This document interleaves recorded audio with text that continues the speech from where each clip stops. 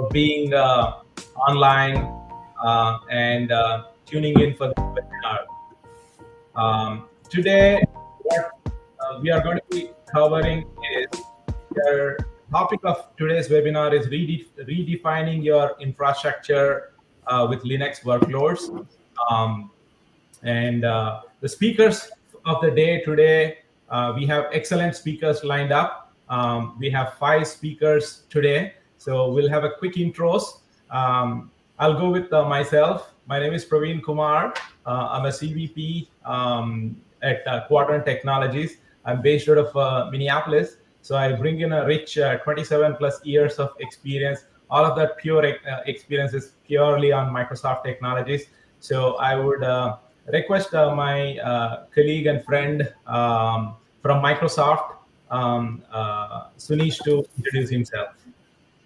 Thanks, Praveen. Hey, everyone. I'm Sunish Vora from Microsoft, Senior Product Manager in Azure Migrate product, focusing on Linux migrations and application modernization. I'm based out of Bangalore in India, and looking forward to share all the insights we have. Thank you, Sunish. Jerry, you would want to go next? Hello, everyone. I'm Jerry Rhodes. I'm a solutions architect with Microsoft. I specialize in infrastructure, open source software such as Linux and anything you can put on it, and more importantly, how to secure that infrastructure and open source software. Thank you so much, Jerry. Andrew? Hey everyone, Andrew Ruffin here, part of the AMD Cloud Group. I focus on all things Azure, so if there's products or services, whether you choose them or not, running with AMD under the hood, my job is to help you understand them and to help them grow. Good to meet you. Thank you so much, Andrew. Harish, you want to go next, please? Yeah, hi, hello everyone. This is Harish. I'm working with Quadrant. I'm a VMware and the cloud expert with over 12 years of experience I'm having in the IT infrastructure and the cloud migration and virtualization. Excited to share my insights in the real world challenges and the solutions with all of you today. Thank you. Thank you so much, Harish. So the agenda for today's webinar, right? So we curated this agenda specifically for you. We want to be meaningful and useful for your next 1 hour that you are going to be spending on this webinar. So the first and foremost is the objective of this webinar. You know, why anybody need to be migrating from your Linux on-premises to cloud, and specifically to Microsoft Azure. What is in it for you? What's the objective?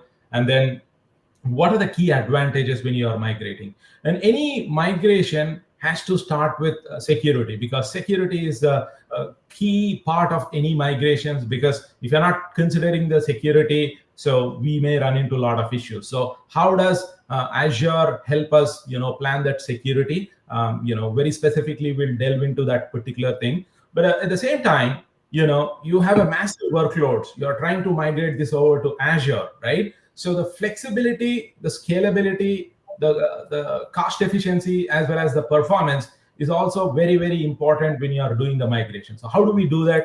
And how do we plan and how do we take care of those things? And while all of these things are happening, we also wanted to bring you the flavor of,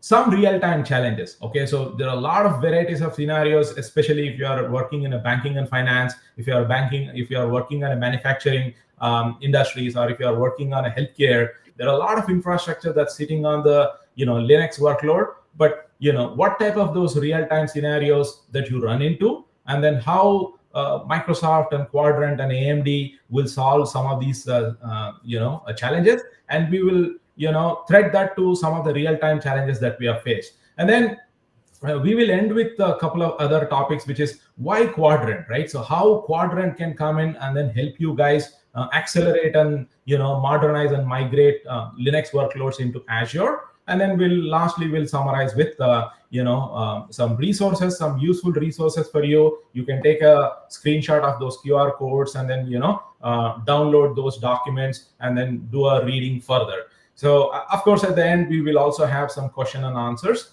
So that's the agenda that we have today.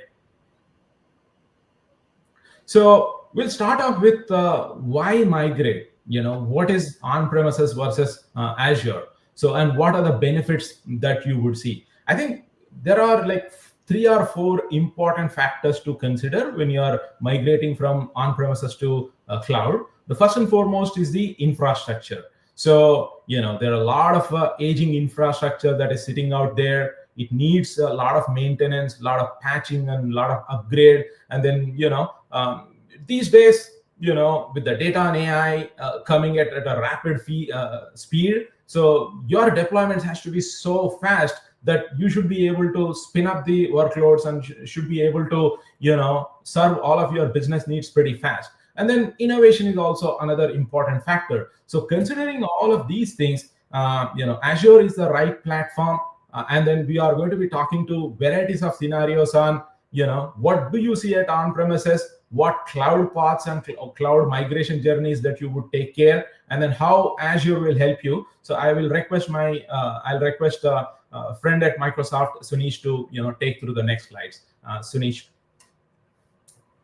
Thank you, Praveen.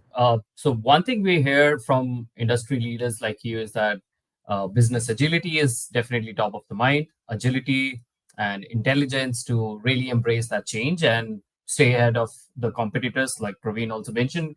And in the order to do so, what we also hear is that the businesses wish to harness the power of AI and really embrace cloud native capabilities.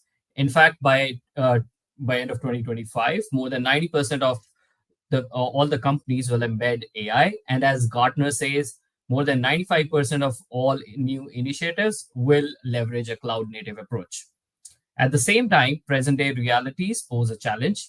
Customers like yourselves have shared that optimizing costs to adapt to changing economic condition is a top priority. And they are also challenged by complexity created by tool proliferation, often managing 100 plus vendor relationships and so on. And of course, cyber risk and security remains paramount. And this is where enter Azure. We realize that cloud migration is not a one size fits all. Each business has its own unique journey. Azure meets you where you are in your cloud journey. It provides you with the best of the both worlds, an agile platform to innovate and fully embrace AI while achieving outcomes such as maximizing ROI, performance, and resiliency.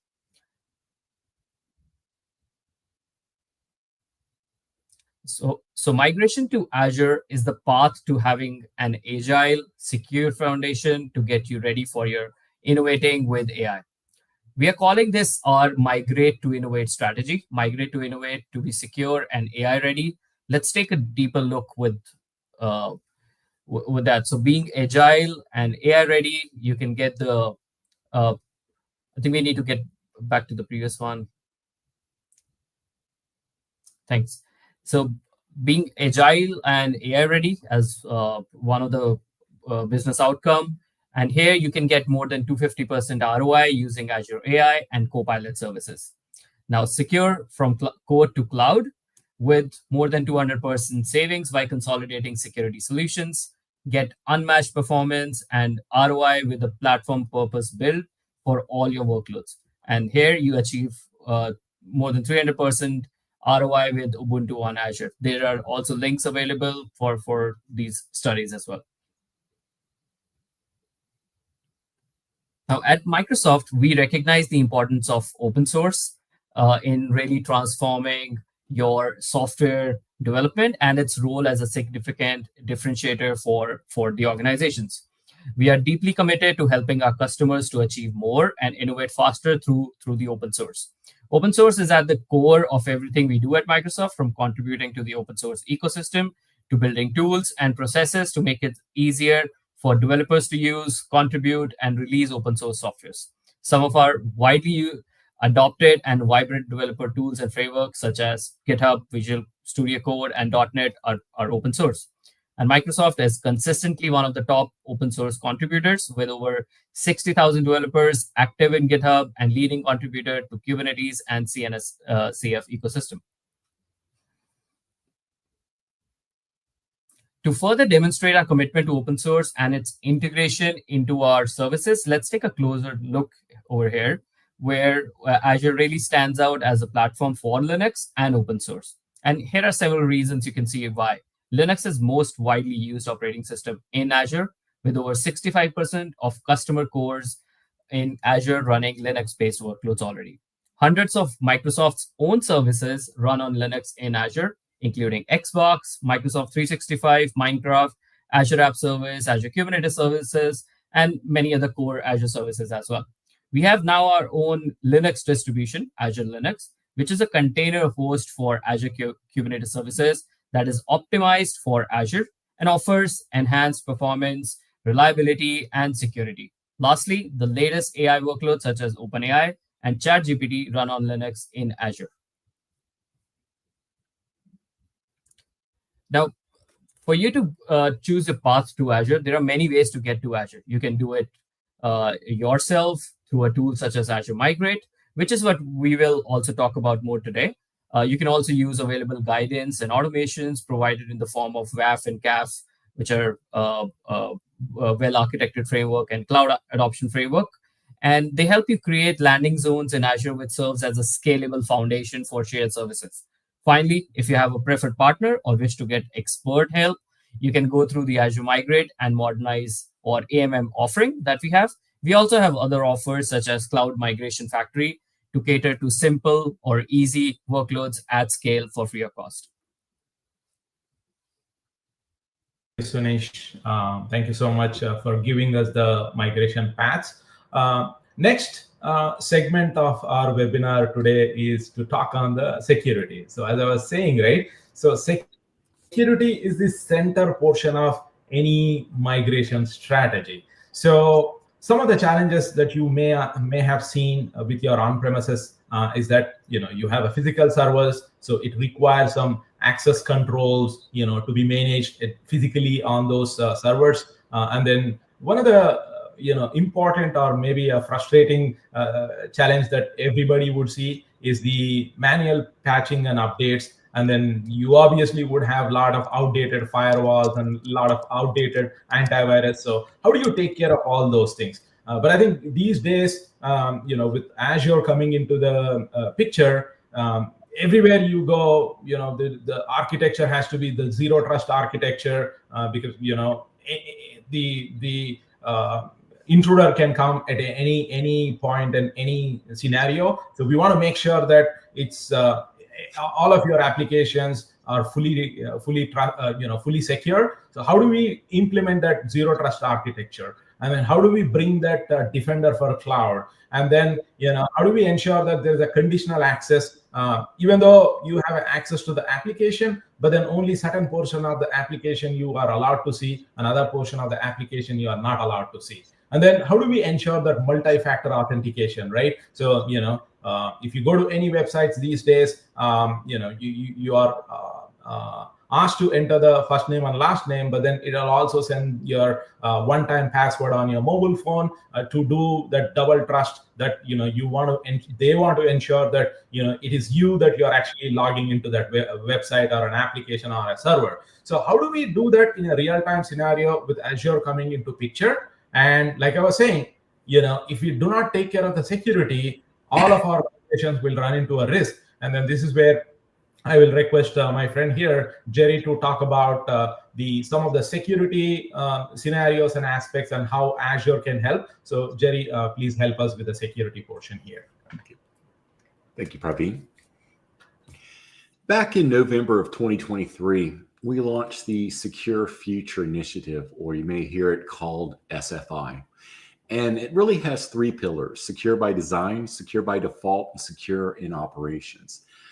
The big takeaway with SFI is to know that security is not something you bolt on. It's not an afterthought. It's not an insurance policy. It's something you start with at the design when you're up on the marker board or doing a sticky note session, right down to where you implement it and then your day-to-day operations.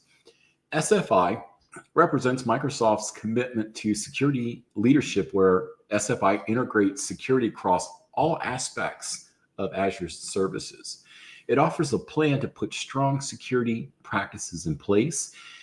And SFI isn't just about security. It's a major change in how we use cloud technology. Today, we use advanced technology like AI. Tools like ChatGPT, Copilot, and others help make our work easier, more efficient, and collaborative. But these tools also bring challenges to all users in every organization, and security is an essential, mandatory component in using these new technologies. Now we'll talk a little bit about some of the on-premises security limitations. And there's quite a bit out there. I've kind of put in some of the top ones in mind. So if we look from a security point of view, physical server access. It requires maintaining access control systems, cameras, and personnel. All of these are a potential point of failure at some time.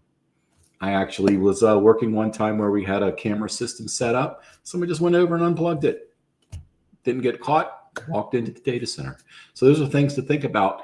Physical security, as well as when we start going into the operating system and the applications themselves. And that's where we'll talk about manual patching. And manual patching, it creates an operational burden that often leads to delayed updates, which then leads to security gaps. Hardware-based security tools like firewalls and antivirus systems, they frequently become outdated due to deferred updates. Most organizations lack the resources to properly staff a 24/7 security operations center. And this, of course, is going to, not having that 24/7 visibility, it leaves potential blind spots in things like threat monitoring. And these limitations create significant security risks that Azure's cloud-native security model is specifically designed to address. So here I'd like to talk about the security framework overview, and more importantly, what we call the shared responsibility model, or the shared security model.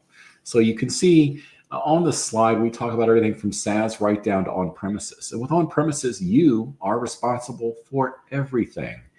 When you start moving into the cloud, moving into Azure, now, usually a lot of folks kind of stick the big toe in the water, if you will, with it, infrastructure as a service, or IaaS. And we then take care of things for you, such as we take care of the security, what I like to call from the dirt to the hypervisor. So once you launch that Linux OS and start putting software on it, that's your part of the model. And of course, as you move up into our platform as a service and software as a service, you'll notice that we take care of a lot more of the controls for you. So the key takeaway here is security is built into each service layer rather than bolted on afterwards. And with continuous monitoring across your entire environment, perhaps most importantly, all Azure security services benefit from Microsoft's Global Threat Intelligence Network, which processes trillions of signals daily. I like to repeat that, trillions of signals daily. This is a scale that's impossible to achieve in a traditional environment. Azure implements zero trust architecture as a core security principle. This model operates on never trust, always verify. In other words, no user or system is trusted by default, even when they're already inside the network. In Azure, identity becomes your primary security perimeter rather than network boundaries. Every access request is fully authenticated, authorized, and encrypted before access is granted. Azure enforces the least privileged access model, ensuring users and services have only the minimum permissions needed to function. The platform assumes a breach mentality. It's designed with the expectation that attackers might already be present, and so therefore we're continuously monitoring and verifying all access attempts. This approach is fundamentally different from traditional perimeter-based security models that are typical in your on-premises networks.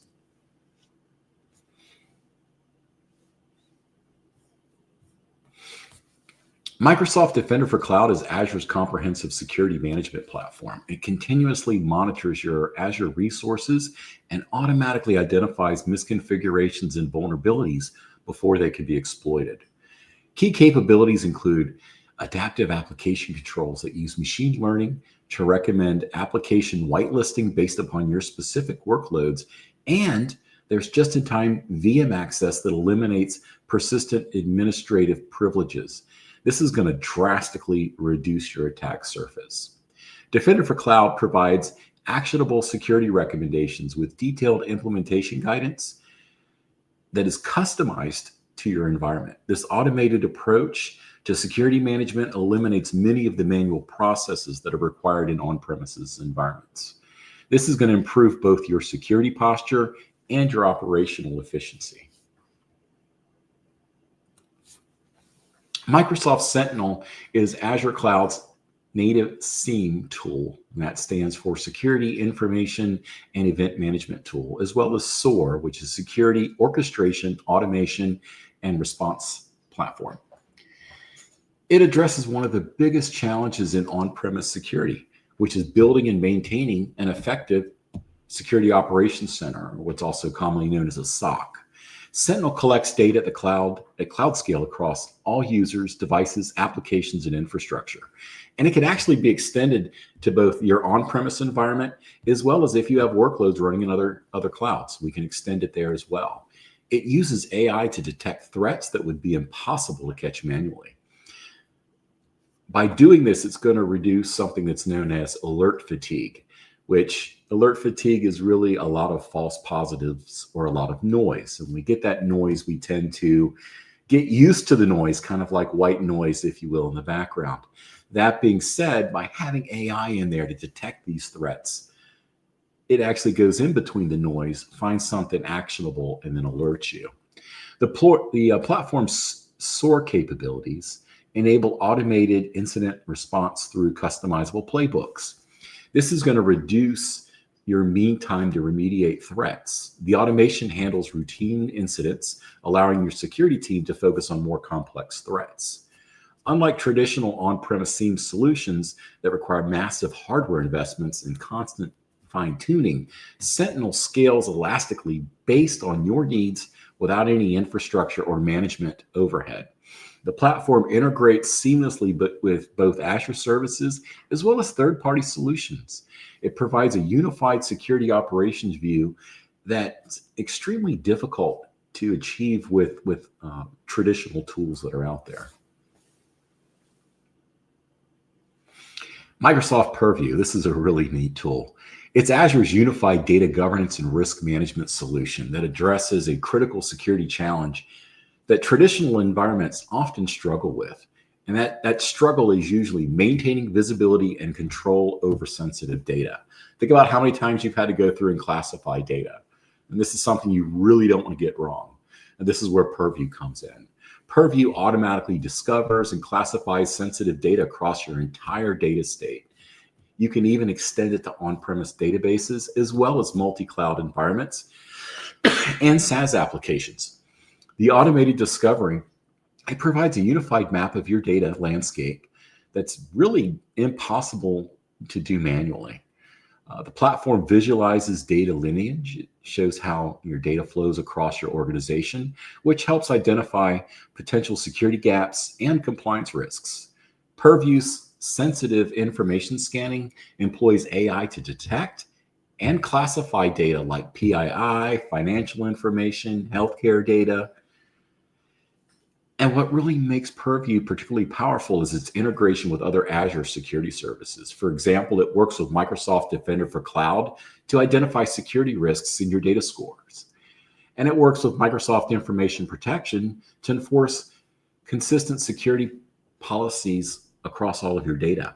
And I actually watched the demo the other day where it integrates in with AI Foundry to actually look and see if folks are trying to do a jailbreak against your AI models that are out there. So it's a really neat tool.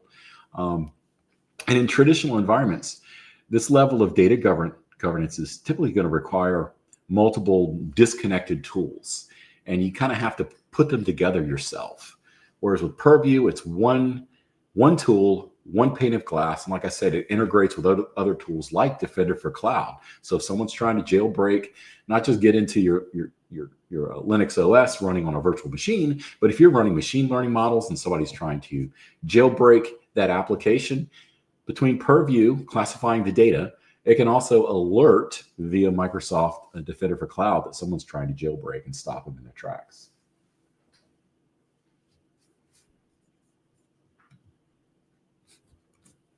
And then built-in DDoS protection. Azure includes built-in protection against DDoS, or distributed denial of service attacks.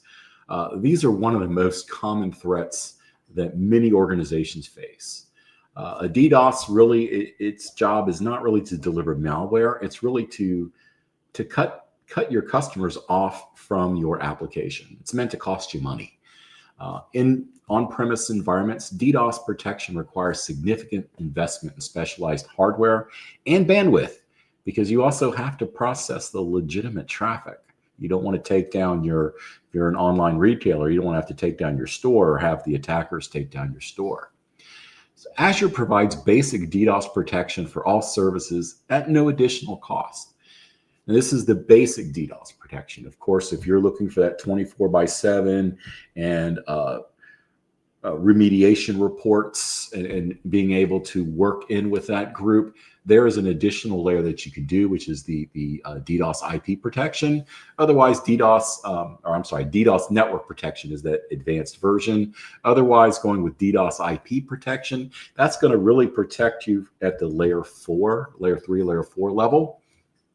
And we do recommend, if you're running mission critical applications, you want to take a look at DDoS's network protection, because this, like I said, gives you the 24/7 support during the attacks, as well as there's some cost protection in there, especially since you have to outscale your attackers. Because at the end of the day, with the DDoS attack, it's not just the bandwidth, it's also being able to see who's going to flinch first, meaning who's going to run out of compute first. And hopefully it's them. But if it's not, we do have some cost protection built in there. You definitely want to check out the links on the screen to find more information about it. So this protection, it works at Azure's network edge. It's going to stop attacks before they reach your resource, while ensuring that legitimate traffic is going to flow into your application unimpeded. Microsoft Entra ID, some of you may know it as Azure AD. Well, it's now known as Microsoft Entra ID. It forms the cornerstone of Azure's security approach. Unlike traditional Active Directory, Entra ID is built for cloud environments with advanced security capabilities. Conditional access policies enable real-time, risk-based decision-making using factors like user location, device compliance, and being able to detect suspicious activities. Multi-factor authentication provides essential protection beyond passwords, significantly reducing credential compromise risks. For privileged accounts, Entra ID Privileged Identity Manager, also known as PIM, it enables just-in-time access, eliminating the risk of having standing administrative privileges assigned to an account. This is something that's actually kind of difficult to implement in an on-premise identity management system. So despite these enhanced controls, Azure Entra ID delivers a seamless single sign-on experience across all Azure resources, as well as there are thousands of integrated applications that support Entra ID out of the box, as well as when you're building your own applications, you can also use Entra ID to provide identity services for your applications. Azure maintains an extensive compliance portfolio that would be challenging and costly to replicate in an on-premises environment. This includes international standards like ISO 27001, healthcare-specific frameworks like HIPAA, financial reporting through SOC attestations, I have a little problem with that word, as well as regional requirements like GDPR in Europe. And there's a ton of them out there. I just kind of couldn't put them all on the slide. That being said, I put a nice link in the slide for you so you can see the full list of compliance attestations that we have with Azure. We also have something called the Purview Compliance Manager tool that helps you track your compliance posture across multiple frameworks simultaneously and provides actionable recommendations to address any compliance gaps that are found. This shifts compliance from doing those periodic assessments to a continuous monitoring approach, which reduces compliance drift between those audit cycles. So the key takeaways to take with you into the next part of of this presentation, as well as at the end of this presentation to take back to work with you, is Azure Security Framework offers significant advantages over traditional approaches. It's designed specifically for cloud scale threats. It's not adapted or some kind of reforked or replatformed legacy tool. Zero trust principles are implemented natively throughout the platform. Automation is integrated across our security lifecycle, which reduces human error as well as response times. Every Azure security service benefits from Microsoft's global threat intelligence compliance controls. Like I said before, they are constantly being monitored, as well as we're eliminating compliance gaps between audit cycles, not just for us, but these are things that you want to look at in your environment that you build on Azure. And finally, Azure Security automates or automatically scales with your environment. So you don't have to go out there and provision out virtual machines and install this software on virtual machines or pick out a SKU that fits. You actually sign up for the service, start using it, and as you grow, it grows right along with you. Thank you so much, Jerry. Really appreciate a lot of experience and intel that you are bringing on the security. Wow, this is really awesome to see that Microsoft has got so many products to take care of all the security situations across the Linux workloads. We can address with the Azure. Thank you so much. So next we will talk about the flexibility, right? So now there are two scenarios that we have covered. The first scenario was what are the migration paths, and then the security. Now, when you're picking up your workload from on-premises into Azure cloud, there are a couple of important aspects that you also need to keep into consideration, which is the flexibility and the ease of use. But at the same time, the cost is also very important, right? So if you have some workloads that has some dependency, that has some applications, it requires some backend process and it requires some storage. So how do we actually pick up all of these things and then yet plan for a good migration strategy and then take care of the cost and everything? So now I would request Andrew to talk us through the varieties of scenarios that he is seeing in his experience. How do we plan, and then how do AMD can help us strategize this whole flexibility, cost, and ease of use. So Andrew, please take it forward. Yeah, thanks, Praveen. So everybody, I want to give basically Jerry and Sunish gave great overviews. I'm going to double click down a little bit further down to where you're going to build on top of on Azure. So I want to give a brief introduction of AMD. If you're not familiar, AMD is it's a chip and GPU, CPU, GPU, and everything in between company. We're in Xbox, we're in PCs, and we're obviously in Azure. So we basically launched Epic, show one right here, our data center processor. This is it with the lid off. If you're at Build, you can come see it in person. But we launched Epic in the cloud on Azure back in 2019, and since then we've launched 4 generations of Epic, a huge array of products and services from the IaaS to the SaaS, the PaaS in between, all across the board. So if you're already on Azure, you might already be using AMD and you don't even know it because it's chosen in the background for a lot of these PaaS and SaaS services. But you have lots of choices on the infrastructure side as well. So with that background, I'm going to talk specifically about the infrastructure itself. So I live and breathe the alphabet soup of VM names on Azure. So a bit of a hack, there's an amazing array of choice, not just AMD, lots of choice all across the board. But as a bit of a hack, look for the little A in the VM name. You see the examples of those, the BAS, the DAS, EAS, etc. You'll know that AMD Epic is part of that VM. Some exceptions like LSV2, the first VM we ever launched back in 2019, and all the H series VMs, but those have been AMD only since HPV2 was announced back in 2019. So this is the alphabet soup. I'll try to give you a bit of a tour.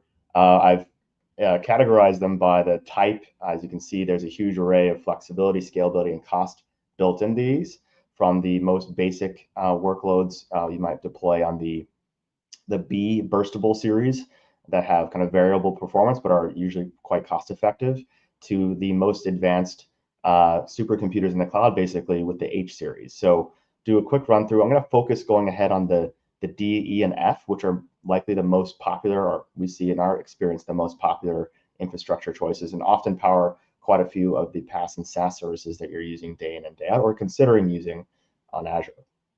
So just quickly, the D series, let's go back one, please. Yeah, quickly, the D series offers 4-to-1 memory to virtual CPU and the flexibility from 2 to 96 virtual CPUs on that front. So we now offer a 2-to-1 variant with the little DAL. The 654, those are just basically the generations. The higher the number, the newer it is. So V6 is our most recent VM type based on this guy here, the 4th generation AMD EPYC. So look for V6, or at least V5 is my recommendation on D. Same with E. E is just basically 8-to-1 memory to vCPU. Again, 2 to 96 vCPUs here. F series, this is our first F series that just launched this past year, and these have 2, 4, and 8-to-1 memory to core. In this case, multi-threading is turned off, so you have the blog post that Azure had to announce this, so called it the fastest x86 performance on Azure. So to look for those for when you have software that has core, you pay by the core for your license. There's a number of scientific simulation kind of software that has that, even in Linux. Look for the F series to help you reduce the cost for the licensing there. Talking to what Jerry spoke to with the Secure Futures Initiative and all the security aspects that Azure spends an amazing amount of investment, making sure the cloud is secure and safe to use. We offer confidential computing options with Azure, those DCEC right there. They basically enable you to compute with the memory protected. So it's another layer of security, same exact specifications as the D and E above, the non-confidential, but it has what we call our Infinity Guard technology enabled to help you protect the memory upon which you're computing. So look for those. We've got a couple of the V6 options that are in preview today. Going forward quickly, H series, I won't go through all the details, but the H series stands for high performance computing, and these scale up to many thousands of cores with advanced networking that help you scale out, and our most advanced processors with 3D V-cache technology, which are only available on Azure today. They've been a really big innovator in this space. Lots of Linux workloads running in the HPC space as well. And so we've been there since 2019. We have HB that just retired, so we're starting to retire old VMs at this point. But we'll have a couple new ones coming up soon, like the HPV5 that's in preview now, or should be in preview soon. I won't go through all the details on the accelerated options, but the most notable one we have is our ND MI300X V5, which has our AMD Instinct MI300X GPU. This is our first GPU for data center focused on AI inference and training, and it has some of the strongest token per dollar performance on Azure with models like Llama 3 405B. You're all Linux users, probably go check out on GitHub. Azure performance team has posted a bunch of benchmarks there. See the performance for yourself for sure. But we've got a lot of different arrays of options from advanced training to low-level inferencing, adaptive computing as well in that bucket. We also offer visualization VMs, which are great for virtual desktop or workstation workloads, Windows and Linux. Linux, of course, is our focus here, and machine learning as well has some capabilities, especially with that V710 option that just went generally available. And last but not least, near and dear to my heart, as I worked in storage and memory in a previous life, are our storage optimized VMs, which offer a large amount of fast direct attached NVMe, so very fast storage on the VM itself. So take a look at those for when you have to get a lot of data close to compute. L series is your choice there. So let's go forward. I want to talk about the performance that these offer, specifically those V6s. Why don't we go to the next slide here? So we're talking about Linux workloads here. At AMD, we whenever a new VM basically goes generally available, we do a bunch of new tests to try to replicate what we see that are most relevant to users on Azure. So always taking feedback on what you want to see tested, but for Linux, we look at MySQL, some Java-based workloads, application performance for Java, Nginx, Redis, and FFmpeg. So those 5, we test multiple VM sizes, and these data are the result of that. So we're looking at the V6, the most recent general purpose, memory optimized, and compute optimized VMs, comparing to the prior generation non-AMD option. And this is based on US East pricing. So you might see some variation in the pricing, the performance per dollar. I'm using pay-as-you-go. My best practice for Azure users is maybe you're using pay-as-you-go to test for something, but ultimately I highly recommend looking at 1 year, 3 year reservations to lock in some good discounts. So best practice there. I'm sure the Azure teams will tell you all about that. But looking at just how this shakes out, you're going to see roughly on average 23 or 22% better performance per dollar on our latest generation D series, and up to 58% better performance per dollar on these F series. The F series doesn't really have a comparable VM, but these ones have the same memory to core ratio. So we're trying to show what that impact of having the full physical core can do for your work with Linux on Azure. Similar story on the E series. Just go back real fast on the right side. I want to show similar story on the E series, up to in this case 26% better performance per dollar on that side. So let's see here. Yeah, so it looks like a question. I can do quick response. Can AMD help businesses reduce TCO with Linux-based systems? Yes, I mean that's what this is all about. We look at this as a perspective of how much more work can you do for your budget. So if you have a limited budget, what you can do is your choice matters on Azure where you land. Look at the pricing. You can go check the pricing calculators. You can go check all the resources in the Azure portal for looking at the price that you're going to pay. But ultimately, from the infrastructure side, what you can do to reduce TCO is to, one, just look at the budget, see what you can do with that. But then the more advanced move is say, hey, what's my workload? How much more of that work can I do?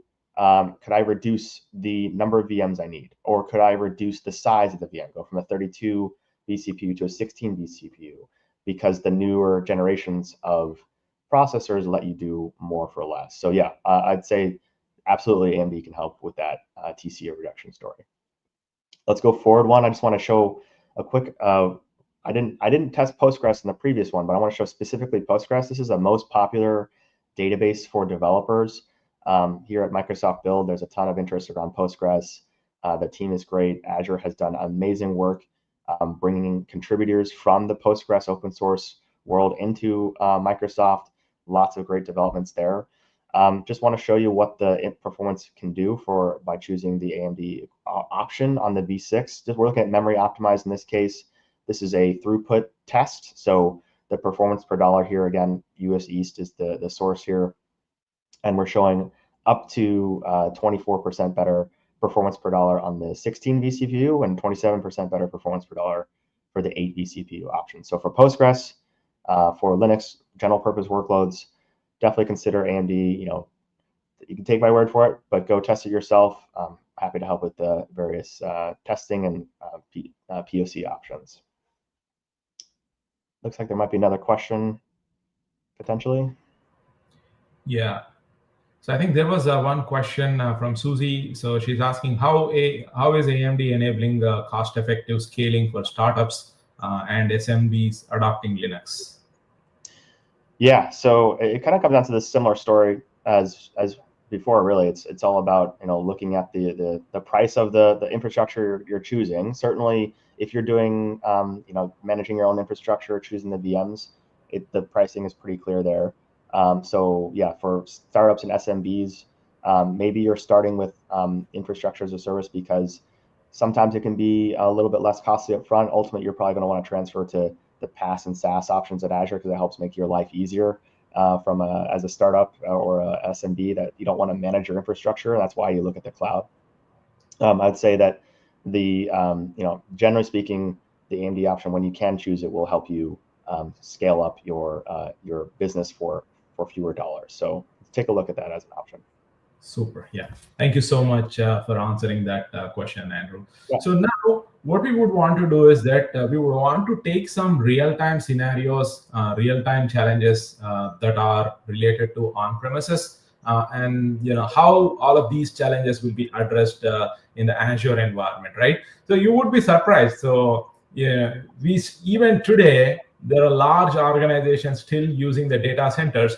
They are dealing with power outages issues. You would be surprised. there are certain situations they are not in their control. For example, the wildfire situation that has happened recently in California. There are a lot of data centers that were affected by it. And then every year, tornadoes, hurricanes that happens across the country. There are a lot of businesses and data centers that are affected by it. But this is where Azure comes in, right? So to help you plan the high scalability and high availability zones, to plan the proper load balancing and everything. That way, your business is not impacted, your data centers are not impacted, your applications are not impacted. So you would be surprised, but we are dealing with some customers there where they are going through some of the power outage issues. And the other situation, common situation across the board is, within US, we have some specific high volume seasons, right? So for example, the Thanksgiving season or the Christmas season or any holiday season that are coming up. So during those times, obviously, you would have a lot of volume coming into your website, but then you don't want your servers to go down because of the high volume that is coming in. How do you actually scale up and scale down? So that's also one of the scenario. But again, if you heard a lot of the, backdoor entry situations, again, I don't want to pick up some names here, but we all know some major security threats that happen during the high holiday seasons. Again, security is also very important. So how do you plan those things? So maybe, we wanted to pick up one of these two topics and then, give some real-time perspective, right? So although we talk about the zero trust architecture implementing in your, solution with Azure migration and everything, right? So with your Linux workloads migrations into Azure, but you would be surprised that many organizations even today have passwords as password 123. So have you not seen these type of situations, Jerry? Yes, I have seen that. One of the things is, password 123 or their name at password 123 or something like that. So generally, there are things that you can do on premises to mitigate that. But then again, you also have applications and whatnot. So let's say you're running on premises Active Directory. Yeah, you can stop a lot of those simple passwords. But then again, what about your own application? Chances are it's not going to integrate with the Active Directory on premises. So coming into the cloud, we have Entra ID. So with Entra ID, I can stop those simple passwords at the portal, at the API, or command line interface. And as you build your applications on top of Azure or use SaaS applications on your Azure, they're integrated with Entra ID, which then enforces your password policy of no simple passwords. Super. Yeah. Thank you so much for sharing that insight. So we can jump on to the next slide. So where we would want to talk specifically on the migration journeys and the best practices, right? So when we work with in collaboration with Quadrant and Microsoft and AMD, so there is a specific architecture and specific topology and methodology that we execute. But in general, what we do is we start with the discovery and assessment. We bring in the migration Azure Migrate tool, assess your workloads, and then see what type of a dependency do you have. So it oftentimes there is a workload that has information coming in from multiple sources, and it has the database, and it has some configurations that are tied to some IP addresses and things like that, or it has some security policies that are embedded into the application. So again, identifying the dependency is very, very important. And then not just identifying, but then how do you actually plan your entire migration execution, right? This is also very, very important. So I cannot simply take all the servers and then put them into one path and then start migrating it, right? But we also need to identify which are the more visible applications and which are the more visible or key or important databases, or if I have some firewall, if I have some, some network topology settings that I'm doing, so, or if I have some security policies that I have implemented, so, which one should I move first? What is my sequence is going to be? So that's also very important. But, in the best practice, what we would want to do is that identify all of those failure points at the beginning, right? So which are my high impact applications, which has the low dependency but high visibility, but then which has the more business impact and revenue impact applications that are there, or the workloads that are there. Identify all of them, map all of them, create a dependency structure, And then once all of these things are in place, then we start building the migration execution strategy. And then we are not going to boil the ocean.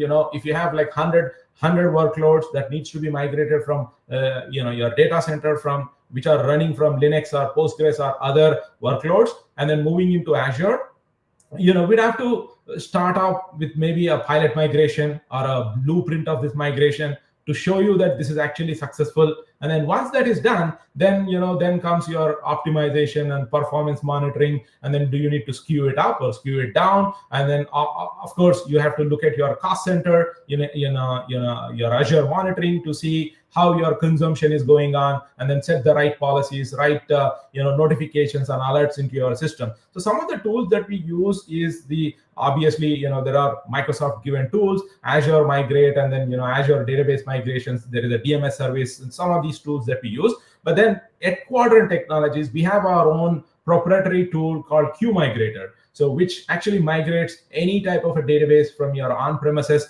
over to cloud into Azure. A seamless migration paths we can provide. And then one of the cool thing with our tool is that it's an AI enriched tool. So typically, if you were to migrate databases, which are Oracle or any other type of databases that you have, if you are normally spending like months together, we can significantly cut that effort almost by 80-90%, and then and give all of that time and money back to you. So that's the advantage of our tool. So with that being said, I want to jump on to the next slide, where I would request my friend Sunish to talk about the typical the customer journeys into Azure. Sure. Thank you again, Praveen. So let us now get some familiarity with a typical customer's journey to the cloud. The overall journey to Azure can be really broken down into a set of pre-move, during move, and post-move steps. There are stages to it as well. The first pre-move step is to discover on-premises resources, the entire IT inventory, and the workloads that you're running. This is also when performance and resource utilization details are gathered for use later in later stages. A map of dependent servers is also established and used to group connected instances to ensure all components stay in the same location during and even after the move. The discovered information is then used for assessments, which basically checks for readiness of workloads to move to Azure and even provide the right-sized targets for each workload. And these right-sized recommendations really help with optimal provisioning in Azure. And as you can see, there is a lot of value in running assessments on your discovered data. And while assessments are optional capability, it is highly recommended, as you can really envision your Azure options to move with confidence and with a higher details already available to you. The business case then feature that allows for financial analysis, including TCO and ROI, with discounts such as Azure Hybrid Benefits, reserved instances, and even Azure Savings Plan. The financial analysis performed is very specific to the customer's estate, and assumptions can also be changed to make it more comprehensive and more accurate to your estates. The planning phase then helps with the setting up of the landing zone.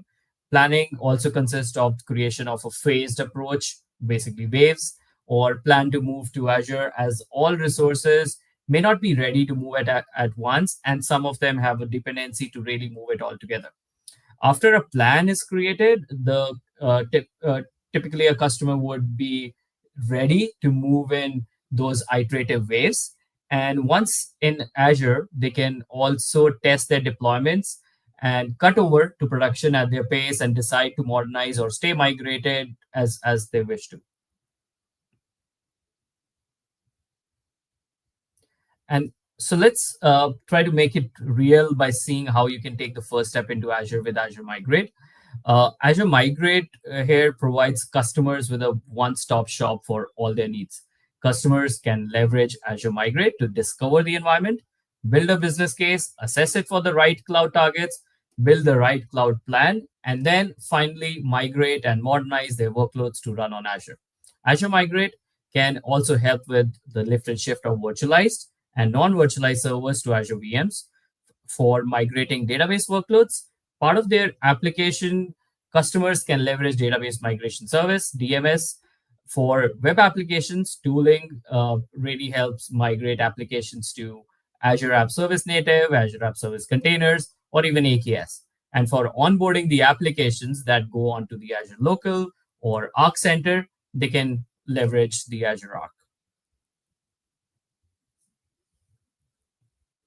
Now, Azure Migrate really gathers the details about the on-premises IT estate through an agentless appliance and saves the data securely under your own subscription on Azure.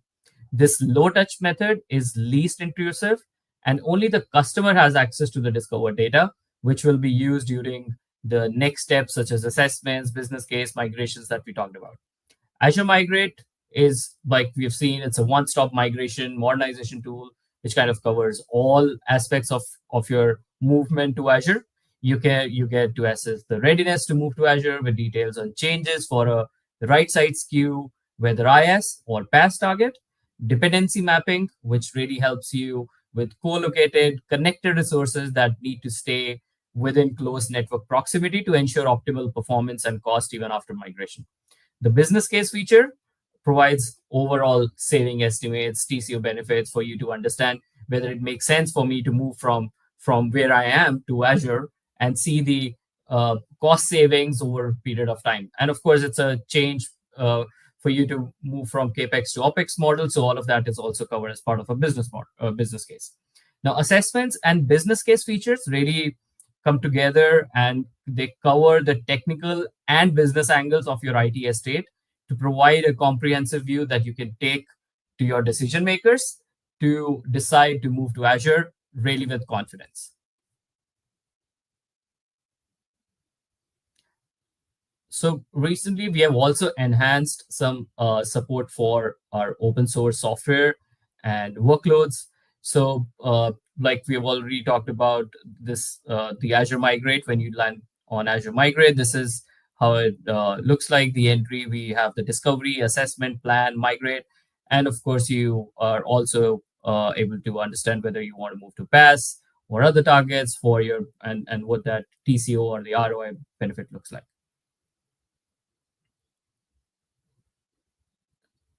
Yeah, some of the recent releases that we have done, it's mainly about the application-aware experiences. We moved from being VM-centric to application-centric. You'll see more in my next slides as well, where we'll show about how the new experiences kind of looks like. And we have invested heavily on the open source and specifically on the Linux distro version supports as well. So, like I said, we have really enhanced that support for open source software and workloads. This includes maximum cost savings by leveraging the AHV, the Azure Hybrid Benefit, for Red Hat and SUSE Linux servers. And on screen, you can see that during the business case, Azure Migrate will automatically model the savings of bringing those subscription licenses over to Azure. Additionally, we have also added support for more Linux distributions such as Rocky Linux, Alma Linux, RHEL 9.5, and Ubuntu 24.04. And I'm sure you have also heard about Rocky, Alma picking up a lot after CentOS being end of life now. And we also have the ability to discover and assess MySQL workloads, which is really a popular open source database, which has also been added in Azure Migrate recently. And we commit to continue to evolve our platform to support the latest server versions, database versions, and various applications or even targets on Azure, supporting the open source community. Now, I was talking about the application centric, being application centric from the Azure Migrate perspective. We have recently introduced application-aware experiences where we enable you to migrate and modernize your workloads with applications scope with these, which in your screen, you can see a dependency map being created to understand what the proximity of all the workloads and how they are connected. And instead of dealing with infrastructure, data, and web app tiers as individual components, we bring them together into a single unit from discovery, supported by Azure Appliance or even flexible import-based capabilities that we have. And we have also enhanced the dependency analysis tools, which allows you to visualize the inventory discovered in your environment like you're seeing on the screen. The power of application awareness actually comes through grouping the applications using tags, enabling you to model ROI and TCO, leveraging Azure Migrate's business case. And then you can create the optimal strategies for migration and modernization, ranging from prioritizing modernization to those optimizing for time. Will also be evolving the tag-based application experience, grouping to a first-class application object subsequently, and you'll see a lot of improvements coming in this direction. Now, here, applications which I talked about are once they are identified by the user, now really becomes a loosely coupled unit that can be used to build app-aware business cases, enabling view of TCO and ROI of migrating to Azure at, at an application level. And same thing for assessment, where we will start seeing migration strategy recommendation at an application level pivoted on customers' migration preference, which could be modernized to pass or lift and shift for really quicker and lower cost movement to Azure, especially in cases where you're leaving your existing data centers, you're about to renew, but now you're planning to move to Azure quickly and then plan for further optimizations. And some of the migration strategy recommendations that we also will have are going to be based on those Gartner R's, like rehost, replatform, refactor, that we will be adding support for other the migration strategies as well in the upcoming quarters. So with the discovery and assessment, you can seamlessly assess your on-premises infrastructure for migration readiness. And this stage provides deep insights into your server and application inventory, highlighting dependencies and performance or utilization metrics. With Azure Migrate, you can identify potential issues early and plan your migration strategy really effectively there. And it performs the discovery of the entire IT estate and uses that discovery detail gathered about the CPU, memory, disks, and the network to provide you the right sized recommendation and even the cost estimates. This information then can also be used to save on the provisioning that you would do on Azure to the right amount of resources that are required for you. And the process for migrating Linux to Azure using Azure Migrate is also very straightforward. You deploy and configure the Azure Migrate appliance. Like we have seen, you perform discovery, you perform business case, assessments, and then you start your replications of your identified workloads, identified waves. And the Azure Migrate appliance orchestrates the replication of VM data to your Azure subscription. After the initial replication, you establish a sandbox in Azure for testing, while incremental or Delta replications continue to keep the Azure instance in sync with that on the on-prem environment from where it is replicating. And you can perform tests on your sandbox instance to confirm your proper operation before cutting over to the Azure instance. And the cutover step really completes the transition of an on-prem production environment to Azure.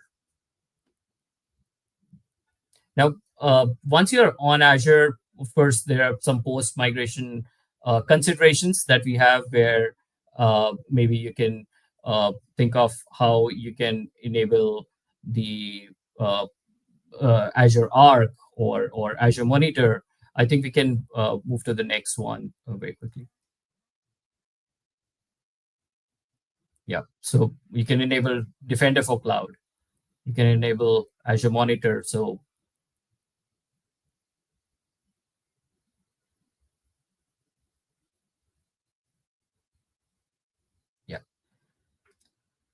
yeah, so these are some post-migration considerations that we have basically for you to also understand when you already land on Azure, what are some other services that you can leverage on Azure to really utilize the benefits of you being in Azure, that native services that Azure offers, which you can enable for your workloads.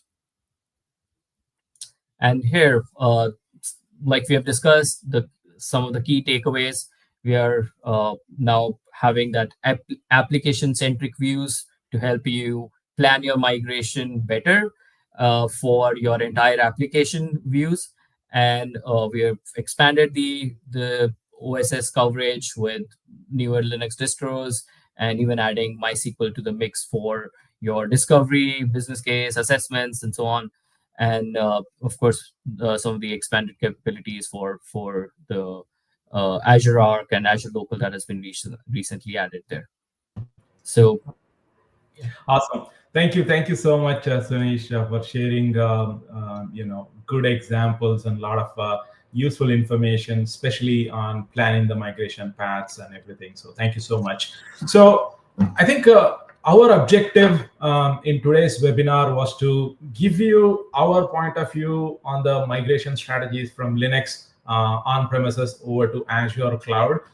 If you notice, there are 4 segments that we have covered: the migration paths, the security, and the capacity and planning, and then delving into more deep into the actually how do we do the assessment, how do we actually migrate, and things like that. So now I want to leave a thought with you to think about us, and then wanted to talk to you about who is Quadrant, right? So we have been in the industry for more than 15 plus industries, and we are headquartered in Redmond in the same campus as Microsoft.